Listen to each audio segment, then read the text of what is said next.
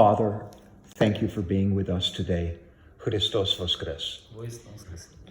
Отче, дякуємо за те, що ви з нами погодились поговорити сьогодні. Father, can you tell us where you are currently serving? Отче, можете розказати нам зараз, де ви служите, мається на увазі військо? Оце схід, захід. Є одна частина в Києві One part of my service is in Kyiv, і дві частини на сході. and one military unit is in Kyiv, two military units are in the east of In Ukraine. the east, okay. Завтра їду на схід. Tomorrow I'll go to front. Гуляйполе. The name of the settlement is called Gulaypole. Okay. It's in the eastern area. Eastern area. А потім піднімаємося на Сєвєродонецьк. And later we move to Severodonetsk. Donetsk and Luhansk. Severodonetsk, it's the name of the town. Severodonetsk. But it's east It's Ukraine, east. east Ukraine, with Kharkiv and in that area. Kharkiv? Харків там далеко від цього. Да. Да, okay. It's far from В Харкові ми будемо проїздом в госпіталь заїжджати. When we come back, may go through Kharkiv and we'll go to the military hospital. Okay. Father, can you tell us what are the responsibilities of a military chaplain? Чи можете розказати нам, які у вас обов'язки як військового капелана? В залежності від потреб. Вони It depends upon the needs of the soldiers. це духовні, релігійні потреби, It's religious, spiritual needs, гуманітарні, humanitarian, волонтерство. It's volunteers, assistance, different food stuffs, and uniform even. Психологічні, Psychological needs. Просвітницький, культурно-просвітницький. Cultural and educational Культура. enlightenment needs. Культура і якби філософія, смисл, доносимо смисли. And philosophy to provide them with a sense of life. And you also, I assume, serve the sacraments in the field with the soldiers, yes? І ви також проводите таїнства для солдат Yes. на полях. Where did you celebrate Pascha? Де ви відсвяткували Пасху? Пасху в Києві. In Kyiv. In Kyiv. Okay. But you are headed east now. Father, can you tell us if chaplains in the Ukrainian military are permitted to carry weapons? Отже, чи можете нам сказати, чи капеланам в українській армії дозволяється носити зброю? Нет. Ні. Okay. Але можу сказати, не знаю, чи варто, але є, які знаю декілька, близько 10 капеланів, які зброю взяли до рук. But I know about no more than 10 chaplains who have arms with them. Have weapons. Carry weapons. The majority no, but about Є few. випадки, які були самі, вони були військовими, але потім під час війни в них було переосмислення, і вони стали священниками. Але коли знову пішла друга хвиля війни, вони взяли зброю і пішли воювати. These cases are as follows. They were military men, but later during the war they decided to change their lives and become priests. Okay. And when the second wave of this full-scale war began, Yes. now they again returned and became military. 4 капелана вже, що я знаю, загинули. 4 chaplains were killed. Since the invasion. Загинув мій брат. His brother was killed Під Києвом. in Kyiv region. as a chaplain. Як Так, капеланом? як капеланом. Коротко історія. Коли були московити біля Бучі, Ірпіня, Мотижина, він був чуть далі, в сусідньому селі, там далі села. When Muscovy army was near Bucha and Irpin and Matizhin village, his brother was a little bit further near other village, Yasnogorodka. Ясногородка, він був на блокпосту. He was at the checkpoint. На блокпосту із своїм помічником він допомагав людям, вказував дороги, куди можна виїхати із села. Допомагав він місцевий, він показував, куди, бо були зірвані мости. He is a local citizen and he showed people how to escape this combat area, and he showed people the right way how to go out of that. But he was not a military chaplain. Він же ж був уже капеланом, так? Так. He was military He was a chaplain. military chaplain. Yes, and he served at the checkpoint where documents are checked. Покажу, хочу. Теж капелан. You can hold up the phone and we'll take a picture of it. Ми перезахоронюємо людей, кістки. We find people and rebury them. So they find in those like ditches and then bury in the tombs. До цього вернемося. Коли ми, наші воїни, копали окопи для оборонців, викопували кістки із Другої світової оборонців. Where was this And picture? when they were digging ditches, they found bones of other warriors. Okay. And that's why they had to rebury. Where was that? Зараз Sorry. кажу вже за отця Ростислава. Виїхали в розвідку. Це наш прихожан, наш панамар, наш прислужник. Він теж поранений зараз. Now this when is wounded, he is our sacristan. Студент зараз, так? He's our student. Who is this? Як його звати? Це не мій студент. Це Дмитро. Дмитро, якщо його Це прізвище. в іншій групі, мабуть. Дмитро. А він поранений. Він теж був військовим, сирота. Він вже друге поранення в нього. He is wounded second time. He is student of our academy, but I don't know him. Maybe he is in other group. He also serves in the army. Це брат. This is brother of Father Serhiy. May I? Це загинув. Is your brother? Вечная пам'ять. Росіяни виїхали на БТР і БМП в розвідку. Виїхали на блокпост. Russian soldiers went to their search point on the armored vehicle. And Зав'язався бій. there was a battle. No, not battle, but combat. Отець взяв з хреста, так підняв. His Вони його brother розстріляли. took the cross from his bosom and raised it, and they killed him. They shot The him. Russian soldiers shot Shot. a Ukrainian Orthodox priest who Yes. held up his cross, and this priest was unarmed. And this priest Wasn't armed, was not yes. armed. Unarmed is the word we use. And this priest was his brother. Yes. When did this happen? Коли це було? 5 березня. 5th of March. Near somewhere in where we were yesterday in Bucha. Ми вчора їздили просто в Бучу, Ірпінь. So this is brother, and you see the cross is big. Там все хлопці. Вечная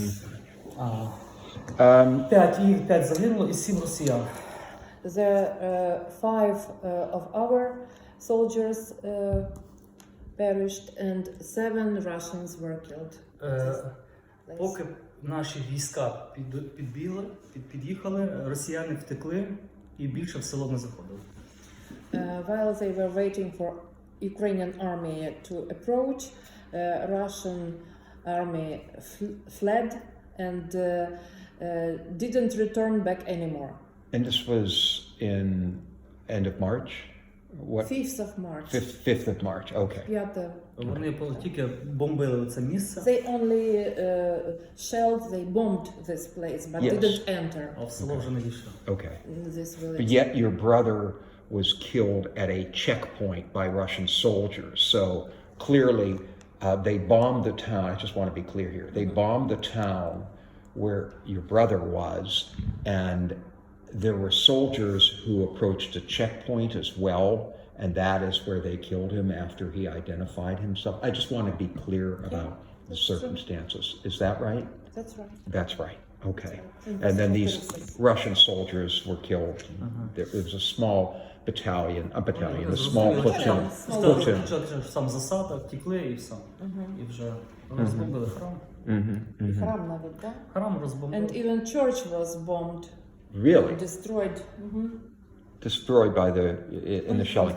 Do you, Father, let me ask you a question about that. UNESCO, the United Nations organization that protects sites internationally. ЮНЕСКО захищає різні історичні місця на міжнародному рівні. World sites.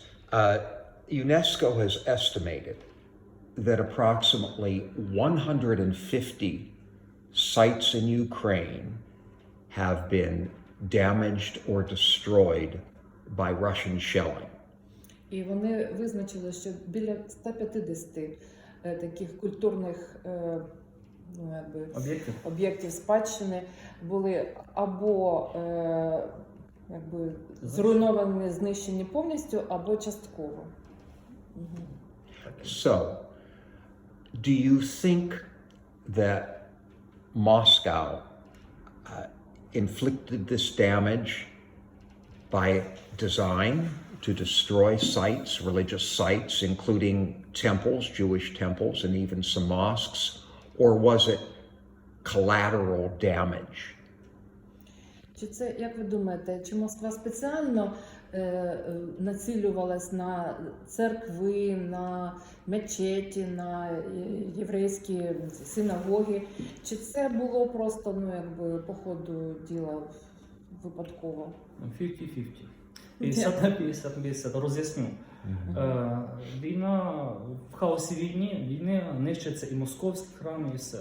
Там не перебирається. You see, in the chaos of war, different churches are destroyed. Both Moscow Patriarchate, Ukrainian churches, sometimes they don't know where to shell. Але вже перед початком війни вже були певні такі меседжі, що коли Росія почне війну, то вона буде свідомо нищити те, що стосується нашої культури. Тому що це війна вже смислова. Це не зовсім територіально. Це вже війна смислів. І вони все, що українське, якщо вони знають, що священник український то вони починають там і катування, і все. Тобто в них є до культури, до нашої спадщини така ненависть. You see, before the war, second wave of full-scale war started, there were messages that Russians hate everything Ukrainian, and they were going to destroy every Ukrainian church, Ukrainian culture, everything connected with Ukraine. And so this is like not only a war, but it's cultural, even psychological kind of war. That leads me into my next question. Do you, Father, see this war as primarily a political war of aggression against Ukraine by Russia? Чи ви бачите цю війну як політична війна агресії України Росією? Or let's say, and do you see this as a war of faith or religion between the Russian Orthodox Church and the Ukrainian Orthodox Church? Чи ви бачите цю війну як війну таку релігійну між Російською православною церквою і Українською православною церквою? Це один із невеликих елементів. This religious war is one of not very big elements of this war. Завдання капеланів і священників, щоб релігія не стала на обслугу війни. The task of and the duty of chaplains, of priests, is that religion wouldn't stand and serve this war. Бо коли розкручується маховик війни, Because when the war is developing, на обслугу підтягують чи застосовують не лише релігію беруть на обслугу ідейної обслуги війни, але так само і преса, і культура, і політика, і національні елементи. Різні речі беруться на обслугу, ідейну обслугу війни, навіть медицина, спорт, все. you see, and many different elements are used to serve war. Religion, culture, sports, ideology, Преса. press, What? mass media. Sure, of course. Yeah. But what do you think of Patriarch Kirill's endorsement of the war, his support for the war, his statements in support of this war of aggression? Що ви думаєте щодо висловлювань патріарха Кирила, його внесок в розгортання цієї війни?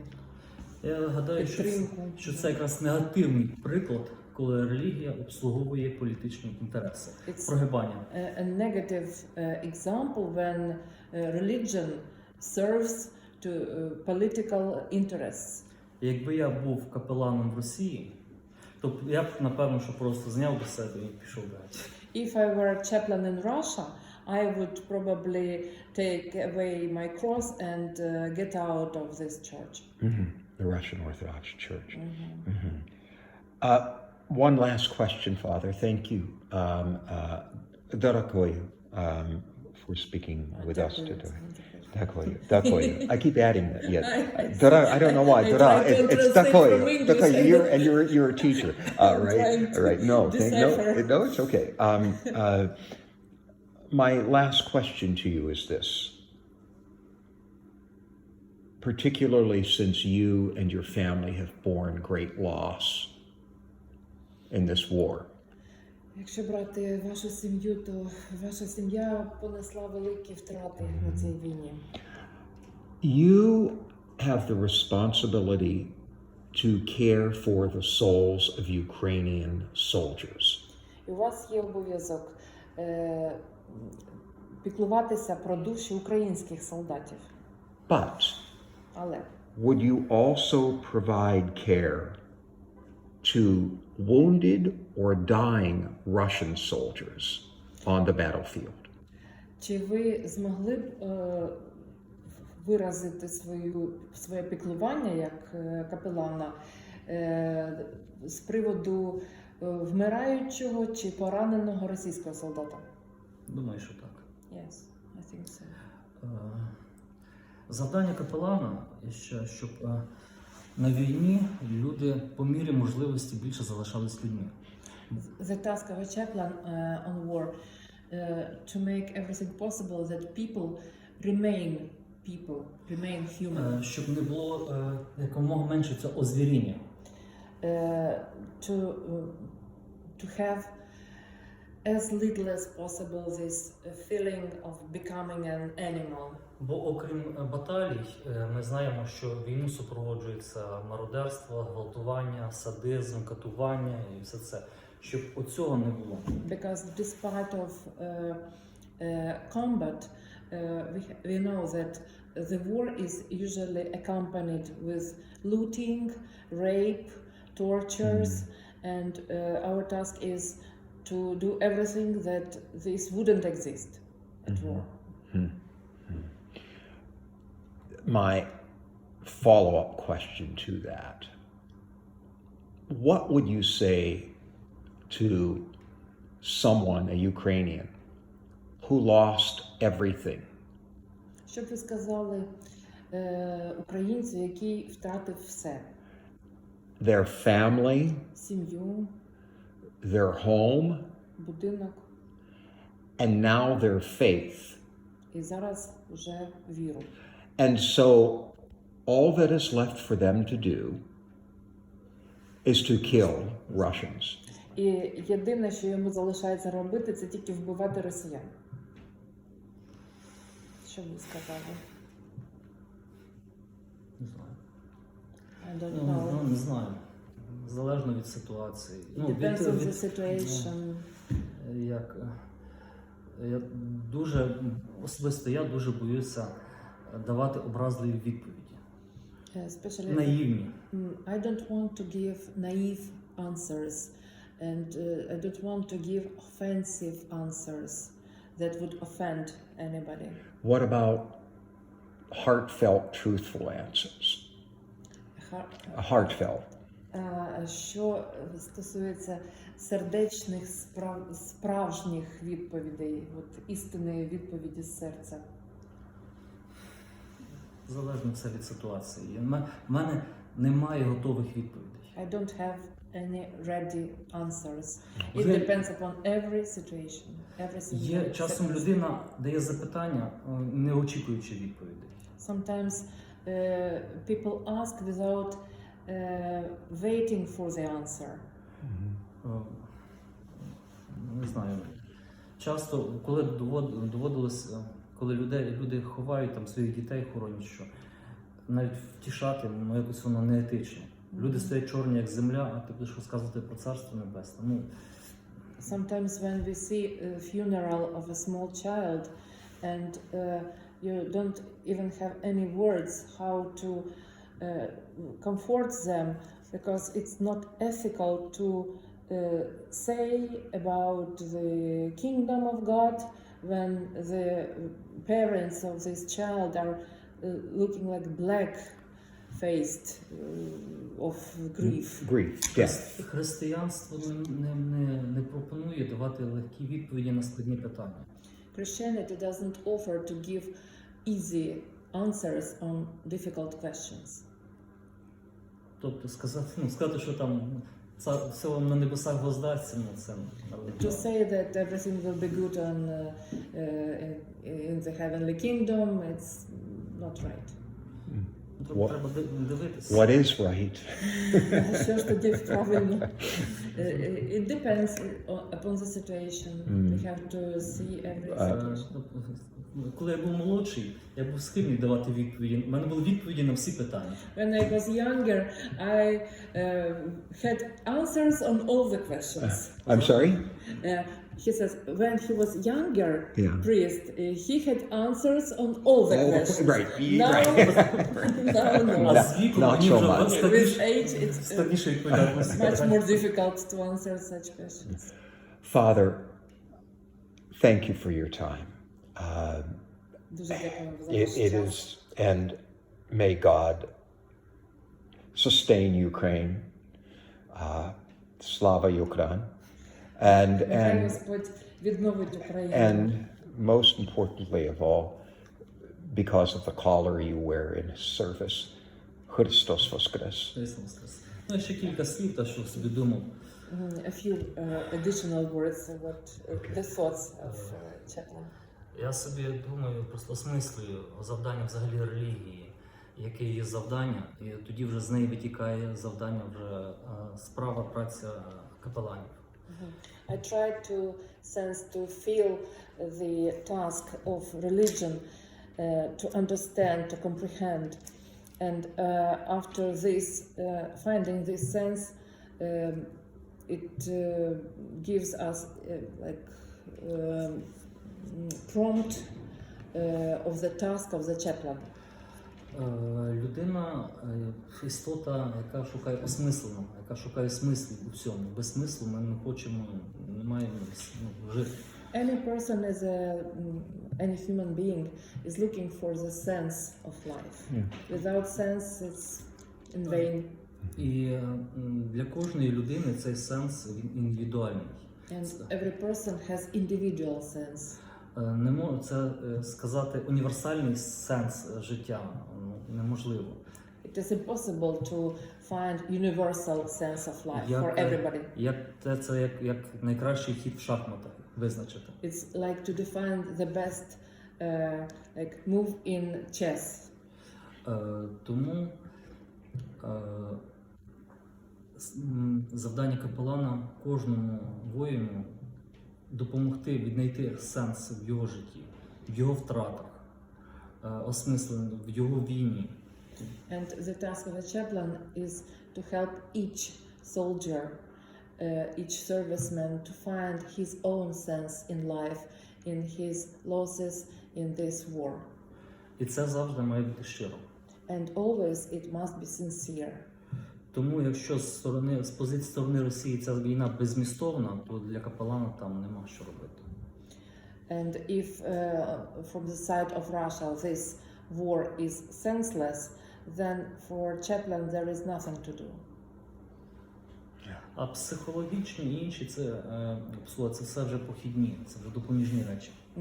And psychological and other sides of chaplain's work, it's like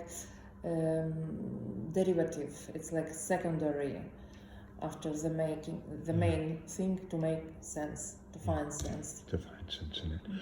Father, thank you again. С Богом, God bless you and keep you in His care, and also keep in His care the women and the men that you serve. І також передайте це Боже піклування тим жінкам і чоловікам, яким ви служите. Добре. Христос воскрес. Воістину воскрес.